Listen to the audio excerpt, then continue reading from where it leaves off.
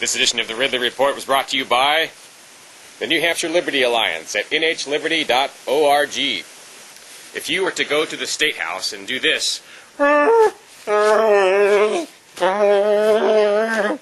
you would step on the toes of a Liberty Alliance member, because they're all over the place at the State House. They are there fighting for your freedom, and they need your help.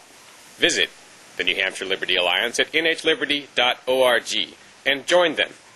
Or maybe I should say, join us, because I am a member. nhliberty.org. There have been a couple of incidents in New Hampshire over the last year where I've had a chance to practice the right that humans have to not answer police questions. And I want to answer some questions that people have. I want to explain a little bit about why I do that sometimes. I don't do it every time I'm talking to a cop. How are you? What are you videotaping? I'm videotaping you and audio recording at this time. Sometimes I answer questions, sometimes I don't. And I want to explain to you, and particularly to police who might be watching, why it is that sometimes I don't. And what you would need to do in order to get people like me more reliably cooperating. Do you have a license or something else? No license required, no carry. Obviously, there was this relatively famous incident that happened back in August of 2007, where I was walking to a restaurant with a pistol strapped to my hip. I was going to a meeting with friends, and a lot of us were going to be open carrying. I'm walking to the spot from my car, and I'm stopped by a state trooper who calls in Manchester Police. Well, in this case, I didn't answer their question. There's no suspicion of wrongdoing. And so it was sort of a protest, I guess you could say. There's also this factor of, if you think about it, we only have a few rights left, and we didn't choose the ones. We only have a few rights left that are recognized by the authorities. But we didn't choose which ones those are. I can't make it so that the rights we have left are the exact ones I want to be exercising. I almost feel like I have to exercise them all, and some of them maybe aren't necessarily rights that are normally that important to me. Like, the idea of talking to police, I've done it before. It's not a huge issue. But the thing is, since that's one of the few things we're still allowed to do, one of the few types of defiance or resistance that we're still allowed to participate in, it's almost like we have so few of them left, we have to use them all. Now, there was another incident which happened, it would have been July 15th of this year, just a couple weeks ago. This is July 27th today. And I had police come up and ask me if I was harassing potential signers, potential petition signers. They were accusing me of being harassing in my petitioning. Well, now in this case, they were investigating a complaint from a quasi-government worker. And again, I can't really get specifically too angry at the police for investigating a complaint or responding to a call. But I just felt like not answering questions, and there were several reasons that just popped into my head all at once as to why I was doing it. I wish that I had done a better job of explaining this to the police. But the first one is, it's like a way to show the average person that it can be done. It's a chance to educate the average viewer, even if you're not specifically angry at the police, and I wasn't. But it's a chance to demonstrate to the public that this can be done, and to show them ways of doing it and maybe ways of not doing it. Because people can watch, they can critique, they can say, well, Dave, you did this right, you did that right. They can watch the cops and say, you did this right, you did that right. It's a good chance to educate the public and maybe educate cops. I wouldn't be surprised if this kind of video is shown to police, and they can say, hey, the police did this right, they did this wrong. The person we were investigating did this right, did this wrong.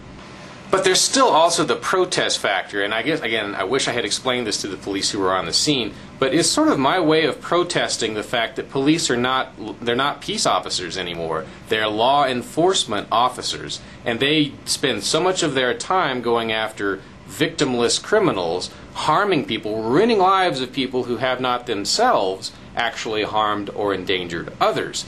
And this is one way any of us can protest the police participation in these victimless crime arrests, is by not cooperating with them. But of course, unlike me, you would want to actually make that clear that that's one of your reasons. For me, I have so many different little reasons, it's hard to sum it up. Another good reason for not answering police questions, not cooperating with them, is it starts getting them used to it. And they start asking themselves maybe questions. Why is the public becoming less and less cooperative with us? Could it be because we're arresting people who haven't harmed or endangered others against their will? The more it's done, the more mainstream it will become, and police, they react to the mainstream. Obviously, there's the factor of anything you can or anything you say can and will be used against you. So the less you say, the less they can use against you if you really have done something wrong. Or maybe I should say something illegal, because there is a big difference between illegal and wrong. It's much worse to do something wrong than it is to do something illegal. There are many illegal things you could do that are not wrong. But in many cases, they will throw you in the clink for it. What's another good reason? I'm thinking it's good just to show the police additional resistance on the part of the public. Peaceful resistance on the part of the public. I think that can have a constructive impact on their behavior in the future. Oh, and there's another thing I just thought of. I hadn't written this down on my list, but it can feel vaguely... It can feel a little bit like a violation when someone pries information from you who you know is maybe potentially hostile towards you. And thus, you'll always feel better at the end of it if you've answered a question with a question than if you answer a question with an answer. The more information you give a potential adversary, the more power you give over you. And of course, with cops, it's always a crapshoot as to whether they're your adversary or not. They're certainly not automatically your friend. Having said that, in both of these incidents where I was approached by police, they could have handled themselves much worse. And as is usually the case, New Hampshire cops come out way on top of cops from many of the other states, especially the ones with big cities. I think it's no coincidence we have some of the most... we have some of the least restrictive laws in the country. We're one of the most libertarian states in the country, and we have some of the least bad cops. I think there's a connection there.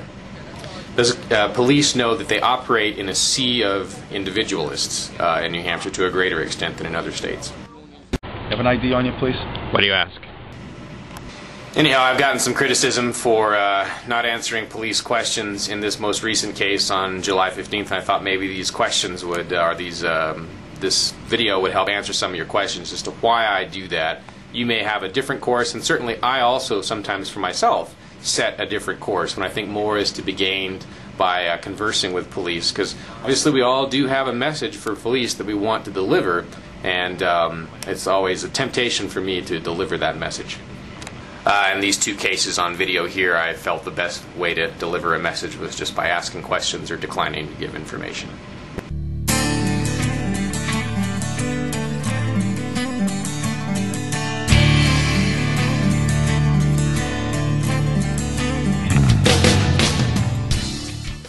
Anyhow, those are some of my thoughts on speaking with the police. It's Dave Ridley signing out for RidleyReport.com this July 27th, 2008.